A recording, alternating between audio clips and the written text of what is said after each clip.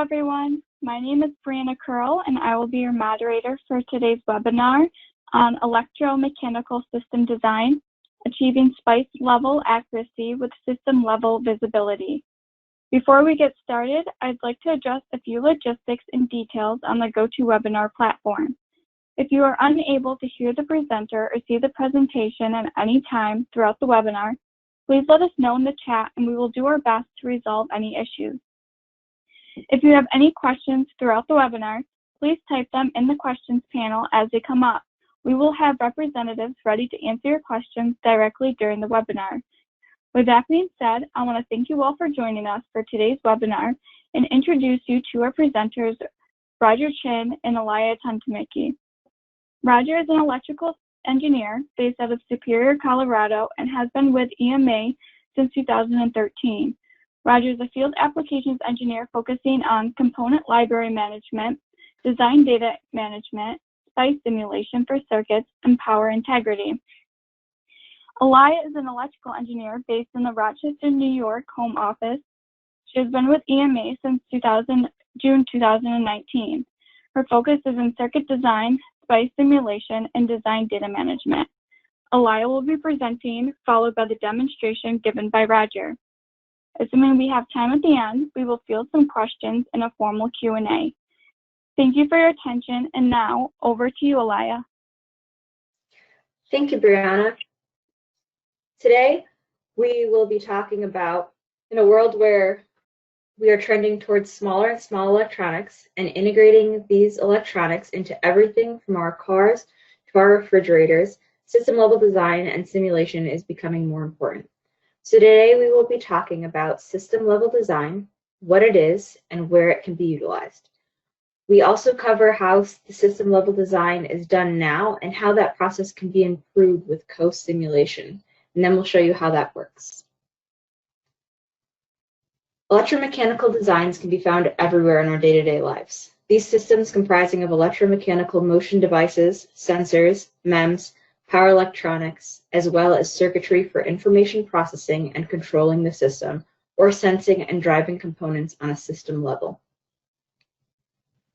System-level design focuses on high-level concerns to better understand the system and increase chances of successful implementation.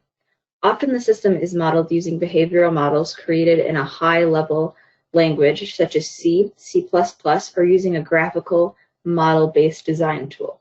Today we will talk about using a model-based design tool. System-level design is already used in these and other industries. Our customers in automotive, medical, solar, IoT, industrial, and optics are already utilizing system-level design to create their products. For things like self-driving cars in the automotive industry, an example that we all see kind of in the spotlight, but as well as things that are more common, such as automatic parking or even rear backup cameras to let you know when you're too close to an object. In the solar industry, they are using sensors and motors to optimize the amount of solar energy that can be produced. And on a smaller scale, we see wearable devices that can track your location and elevation, as well as your heart rate to track your fitness goals. Or in the medical industry, things that can track your blood sugar levels to keep you healthy. Several industries contain several different blocks in their designs, from digital to analog, electromechanical, and algorithm-based blocks. In system-level simulation, we can simulate our electronic circuits and our electromechanical designs together. Systems typically involve digital and analog blocks, as we can see in the example below of our field-oriented control of a permanent magnet synchronous mode machine. Here we can see there's the digital blocks and analog blocks and electromechanical blocks all working together in one system. Often these system-level designs are used in IoT, medical, and automotive. This trend towards interconnected systems with embedded software opens new platforms, but also prevents some challenging issues. The new platforms in the industry, such as deep learning applications, machine learning, and scientific simulation. These platforms and applications require high computational power, which typically translates to larger size, heavier weight, and higher cost. As these systems are permeating all industries, there is a drive for miniaturization, whether that be for reliability, form, or function.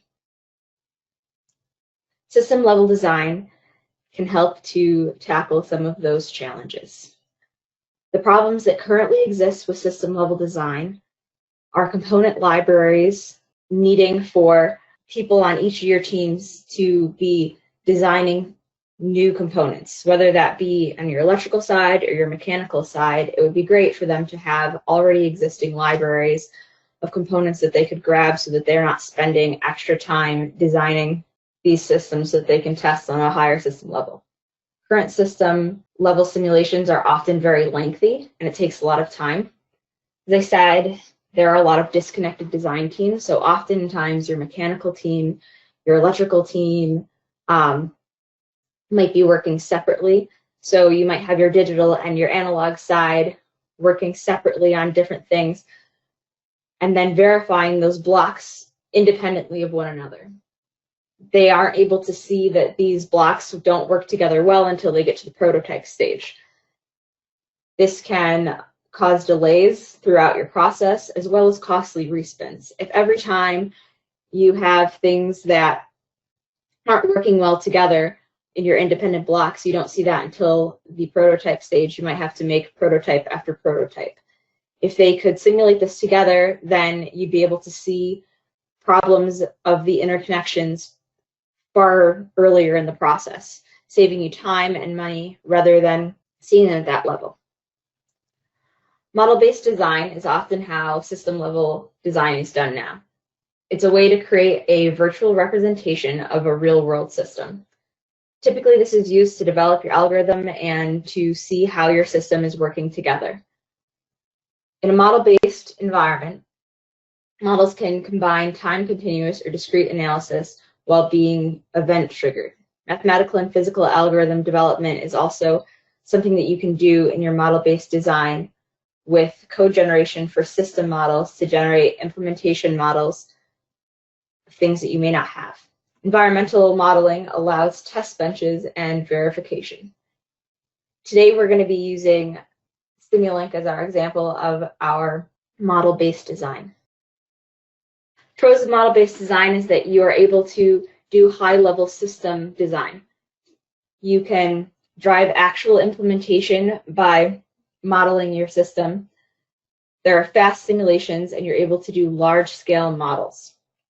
You can also easily try new ideas on your system level quickly and easily. This can speed up the development process. However, it is unable to do some of the smaller electronic circuit design. It can do this in a generalized manner, and you can have designs that have your ideal interactions, but you are unable to do analog digital signal simulation. Electronic circuit design simulators utilize mathematical models to replicate the behavior of electronic components and circuits. SPICE simulation is typically used so that you can get high-level accuracy of your circuits. The pros of this is that you can do small circuit design, you can do PCB design, and introduce electronic specification. You can use the components that you would like to use and simulate real-world effects on those components. This makes for fast model development. It's highly accurate. In a typical system, you have a combination of these two things. You have PSpice or any SPICE tool that you can use to simulate some of your smaller devices, such as a voltage regulator or your MOSFET driver on a transistor level. And then you can use something like a model-based program to simulate your motion control or your motors. Co-simulation solves some of these challenges. You can test electrical and mechanical components before you get to the prototype stage. Using blocks, you can see both your system-level design with the accuracy of your electrical components. It shortens the design stage because working together, you can see some of the problems that might happen when the two blocks that work separately on their own very well have issues working together. You can see this before you get to the prototype stage, which is great. You can test your design architecture with exact specs from your electrical system. So you can test your design architecture and your whole system with delays and nonlinearities shown in your initial simulations.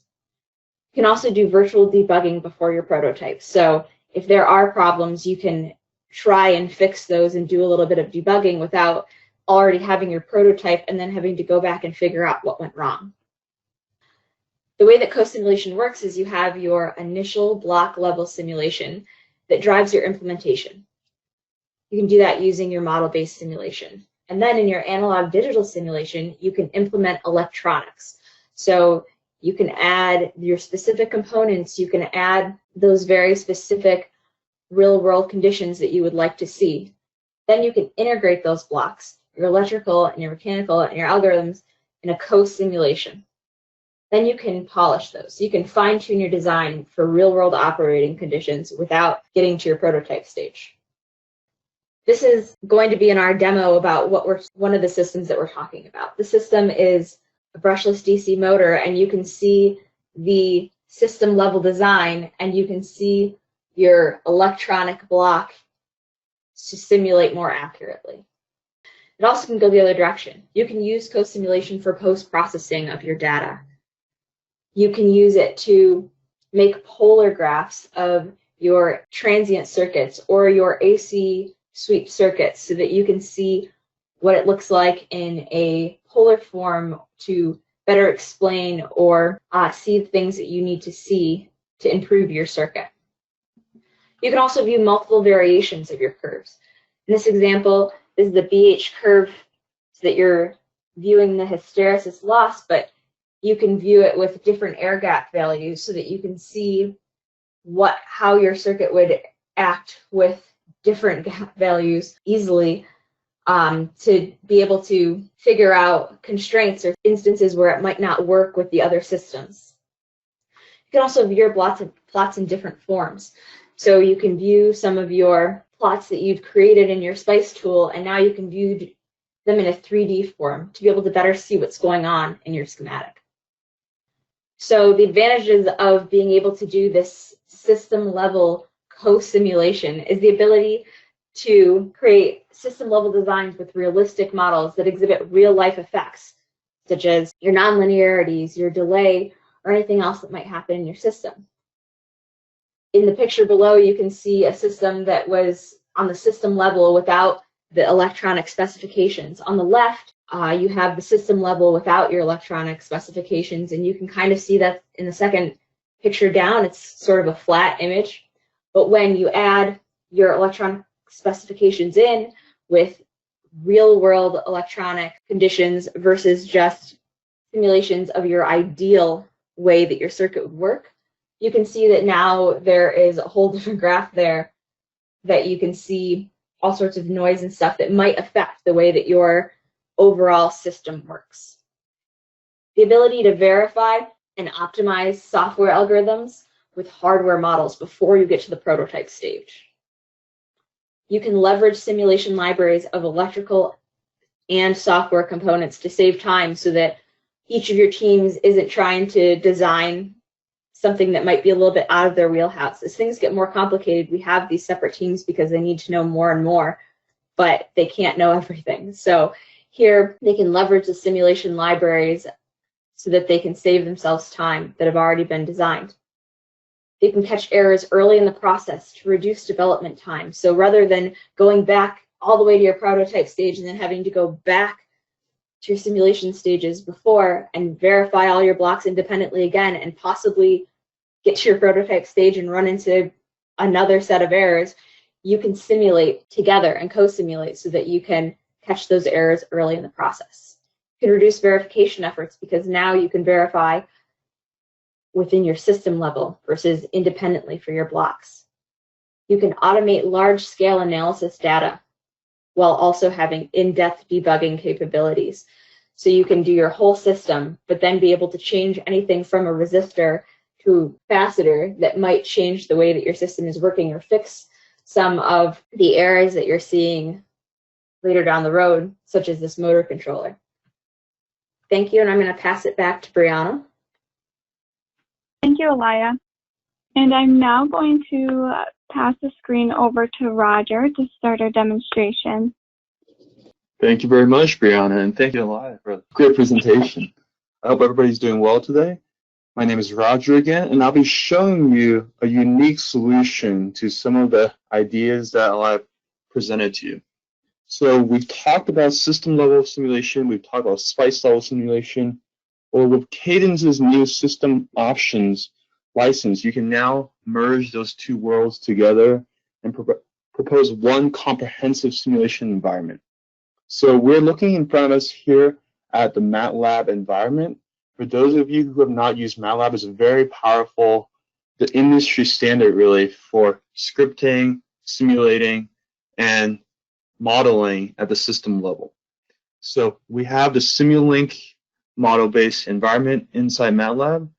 We have built here for you a system-level representation of a brushless DC motor, where we have the control logic and the PWM controller represented inside of our system-level Simulink environment. And then we have the PSpice circuitry to actually show the power MOSFET circuit with real-world transistors, power MOSFETs really, that will be pushing the three-phase voltages into this motor right here. This permanent magnet synchronous machine is our brushless DC motor.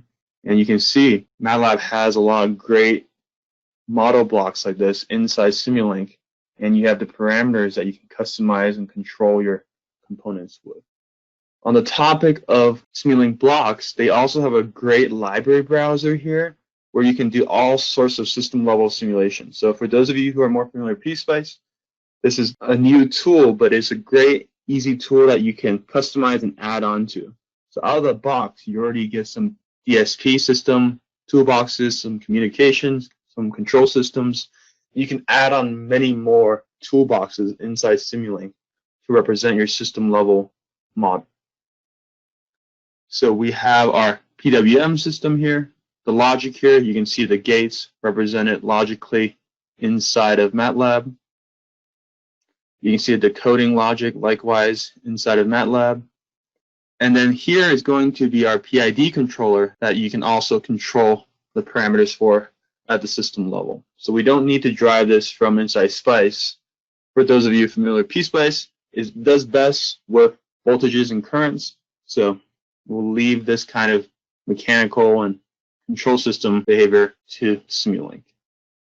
And this brushless DC motor is going to be driven by these reference speeds here that were set at different time values. So when we start the simulation, I'll let it run for about a minute or two, and then I'll dive into the PSpice side while the results are plotting on my other screen. So you will see here this pop-up box. This is that key, that license that enables you to do your PSpice and MATLAB co-simulation. This is not just one side passing data to the other. MATLAB drives the time step. PSpice has its own internal time step as well.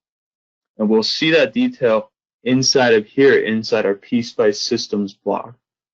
So let's take a look inside that block. And this is the block that is the bridge between our Simulink environment and our PSpice environment. And you'll see that you're pointing to a PSpice project that you should have already run and simulated on its own. You can have multiple simulation profiles you pick from. And you can really modify and choose all the simulation settings that you want from PSpice inside of this MATLAB environment. I can control my tolerances. I can control my MOSFET default values. I can put in different SPICE solvers that I want to as well. So very integrated inside of Simulink. And you can see Simulink has its own major time step. PSpice will have its own internal time step because we might need higher accuracy for our power MOSFET than what MATLAB needs for a system level simulation. And we have these voltages here that are going to drive voltage sources on our actual SPICE circuit. And then we're going to pull out voltages for a three-phase motor, the brushless motor that we're looking at the system level. So let's dive right into that SPICE circuit. So this SPICE circuit is what is inside that PSpice systems block. That systems block allows for really easy reuse. If you already have your electrical team have built SPICE circuits that they've simulated, verified, your systems guys can simply put down that block and point it to the circuit. And then, as we see over here, we have our MOSFET driver that's controlled by these input voltage sources that are going to be overridden. These values will no longer be driven here, but they'll be driven by real-time values from the MATLAB side. And as this controller responds to this driver responds to those changes in input voltages, we'll see changes in our power MOSFET behavior over here that will then be pushed out in P1, P2, and a voltage of P3 over here as well. So those will be our three-phase voltages that will drive that brushless motor. And for those of you coming from the system side, SPICE is very, very powerful. PSpice is really the top-of-the-line tool for doing anything with transistors like these power MOSFETs. We can come in here and see the nitty-gritty details of this SPICE model. So this is no longer just a behavioral model. This is a very in-depth representation. And you can see it has temperature coefficients, it has all kinds of parameters at the SPICE level that we can really control this electrical component. Things that MATLAB does not want to deal with, PSpice really shines in. And you can see in the simulation profile for PSpice that we have already set this up. This circuit would run on its own, but we're essentially making an adaptive circuit by having those input voltages change. And we can control the time step here, the run duration. We can even control the temperature as we want to affect the temperature coefficients of our MOSFETs. So on my other screen now, we can start seeing the results from that plot from that MATLAB Simulink system level simulation. We can see the rotor speed in RPM here.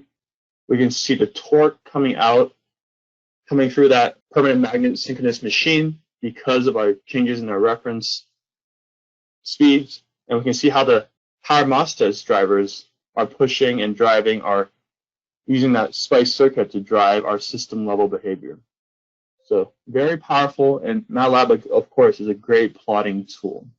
On that note, for those of you guys who are more familiar with PSpice, we can use PSpice to take advantage of MATLAB's capabilities as well.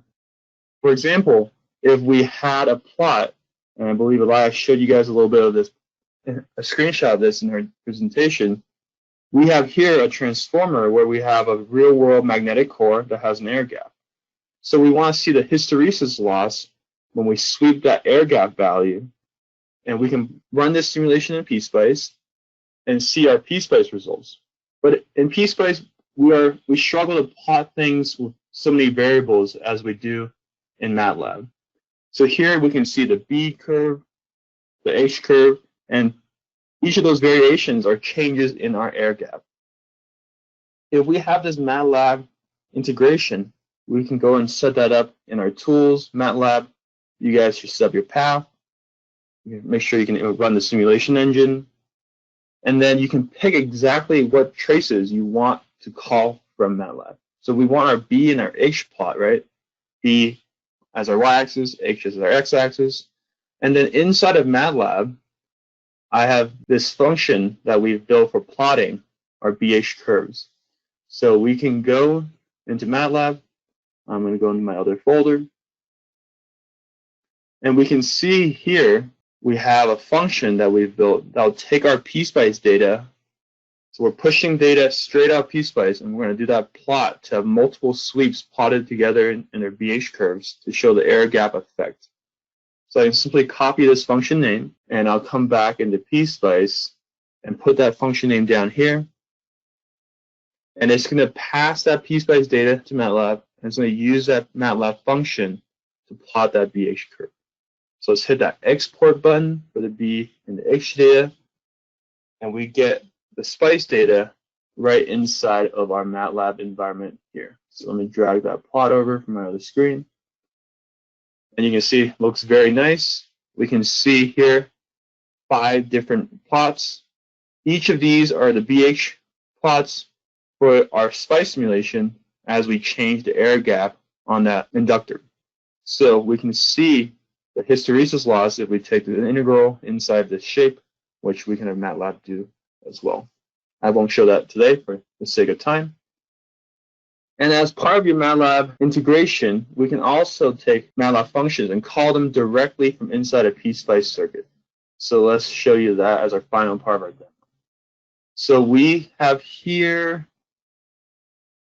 function blocks. These MATLAB function blocks are special behavioral blocks that we have now put into PSpice so that you can have your analog, your digital, any kind of SPICE simulation you want, and that voltage or current or whatever numerical value can be passed to this MATLAB function block. And we're seeing here that we're calling in the angle block.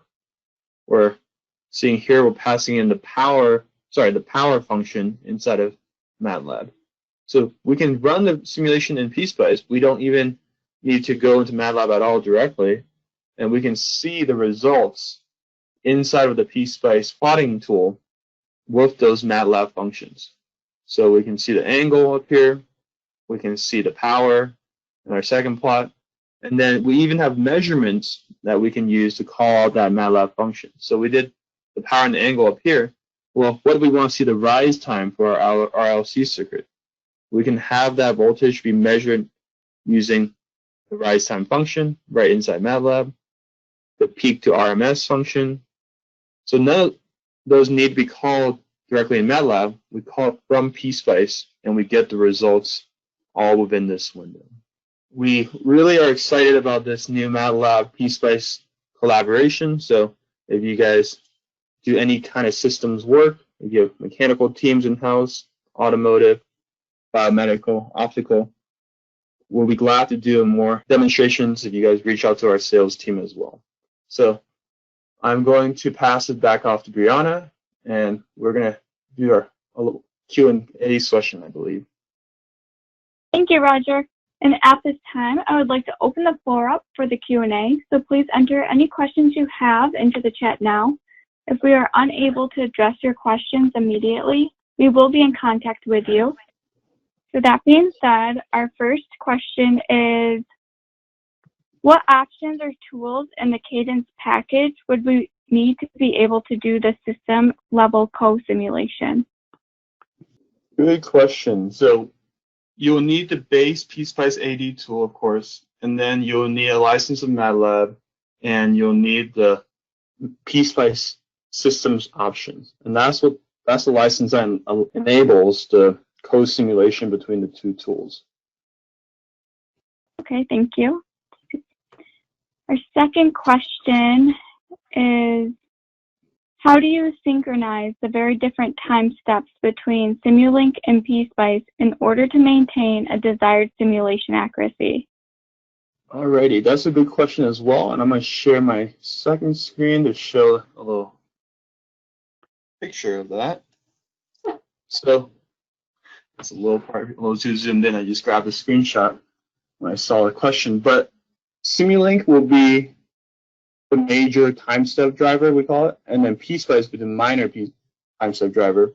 And each of the tools will have their own internal time steps. So you can see how PSpice will still maintain their high.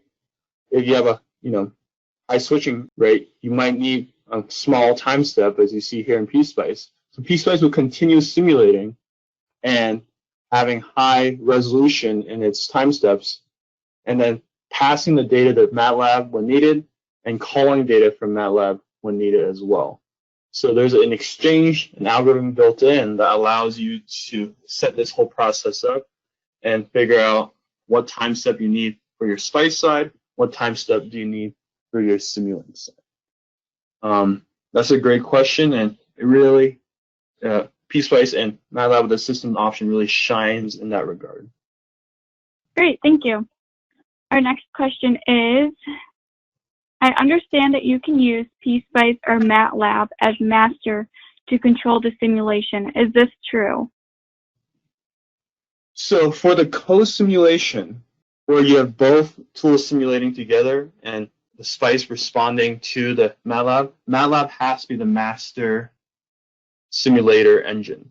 PSpice will be the as you saw in that screenshot I just had, will be responding and passing data back and forth in real time and adapting to the changes in the circuit, the inputs from Simulink and MATLAB. But when we use PSpice and we want to call it to MATLAB, we can't call it Simulink, we can call it just MATLAB functions. So as we saw here in this circuit, this is PSpice and MATLAB Simulink together, but it's not using Simulink, we're just using MATLAB functions at the SPICE level. More operations that way. If you want true co-simulation, it's best to drive it from the system level inside of MATLAB, as we saw inside of this example here with the brushless motor. Great question. Thank you. So our next question is, how many PSpice blocks can we have, and can we call, other than functions, Simulink blocks into PSpice as well? So you can have, there's no limit on the number of PSpice blocks you can have inside of Simulink. You could have multiple of these calling to different circuits. In terms of calling Simulink from PSpice, unfortunately, we only support calling MATLAB functions, as you saw here. MATLAB functions from PSpice, not Simulink directly. So usually you drive it from Simulink and call PSpice. Thanks. See what other questions we have. How did you get the PSpice model of the A4935 chip from the chip manufacturer? Was it part of the library that comes with PSpice? So I don't know off the top of my head right now on this circuit, this MOSFET driver you're referring to, this guy right here, for the A49. So Cadence, the maker of PSpice, has a lot of great collaborations with manufacturers and vendors where we can get their SPICE models. I don't know off the top of my head this one is in the base install tool, but it is likely available either from the vendor website, or if you guys reach out, we can help you guys find that SPICE model as well. And we always recommend looking at pspice.com to see what is in the installed, what SPICE model are in the base install tool. So we didn't talk about it during our demonstration here, but with PSpice, it does have a model editor tool that allows you to bring in some other system level coding languages. I see some questions regarding VHDL or Verilog or VHDL AMS. So inside the model generator, we will have the ability of what we call a DMI generation. But yes, we do have ability to bring in code from VHDL or from System C and other tools, and MATLAB, of course, and build them as PSpice behavioral blocks. We can do that with the PSpice model editor here. I can't show it right now today, but we do have some videos online to show you that DMI generation tool, the digital model interface. So that is available inside PSpice as well. Great, thank you for trying to show that. So our next question is, are there any limits to the kind of signals that can be passed from PSpice into MATLAB when calling functions? So as you saw on our system level example here, PSpice really handles voltages and currents well, and it expects voltages and currents as their input. As you can see here, we've converted these numerical values coming out of the PWM into voltages to feed into PSpice. And likewise, we have these voltage source blocks that come out of the PSpice systems options to tell this brushless motor that this is a voltage as well. So in terms of what kinds of traces you pass in and out of PSpice, currently it works best with voltages and currents. But of course, if you have behavioral blocks or anything inside of SPICE that you're using to drive that, you can just push up the numerical values from PSpice as well. You just have to tell the system level what kind of units and what kind of measurements you're dealing with coming out of PSpice. Thank you.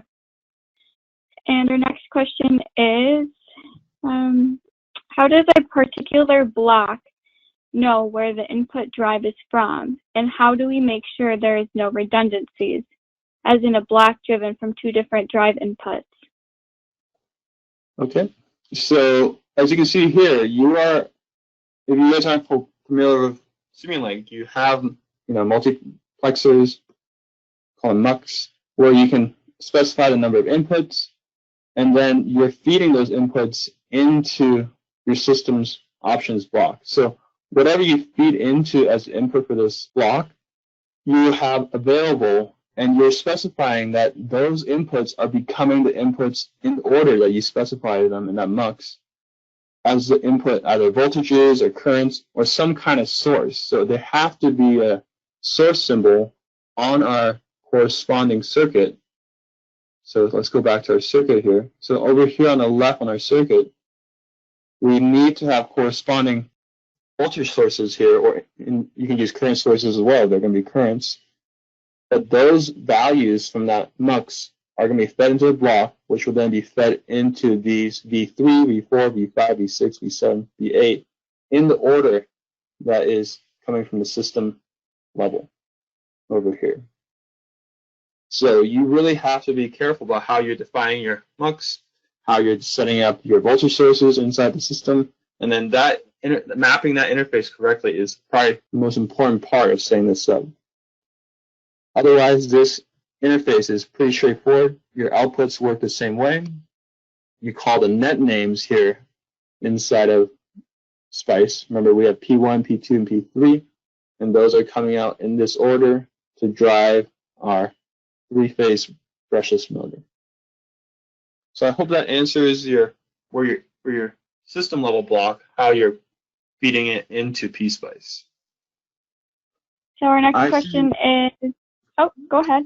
Yeah, I see the next question there about performance. So I have a fairly standard, laptop that corporate headquarters gave me, and this is nothing out of the norm for anything that can run MATLAB and PSpice. You don't need anything additional to run that code simulation.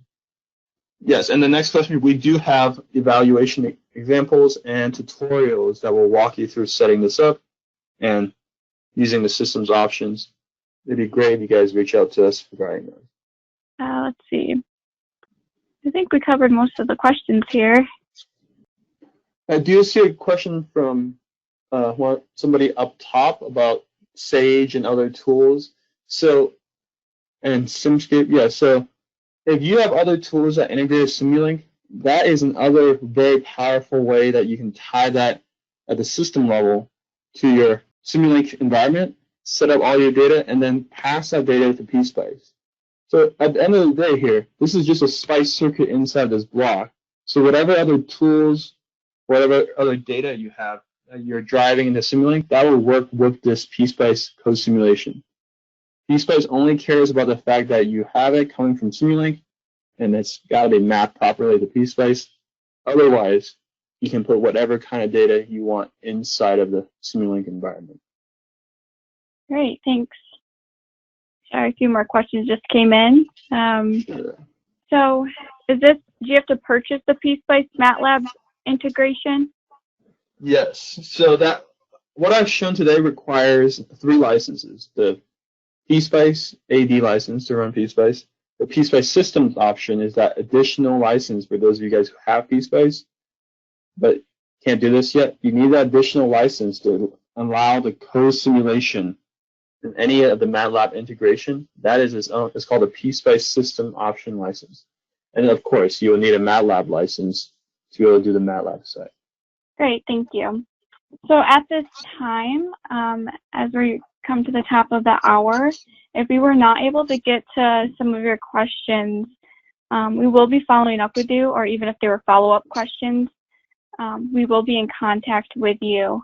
So at this time, I'd like to thank you all for joining us today and remind you that this is recorded. And thank you all for joining us today, and thank you, Roger.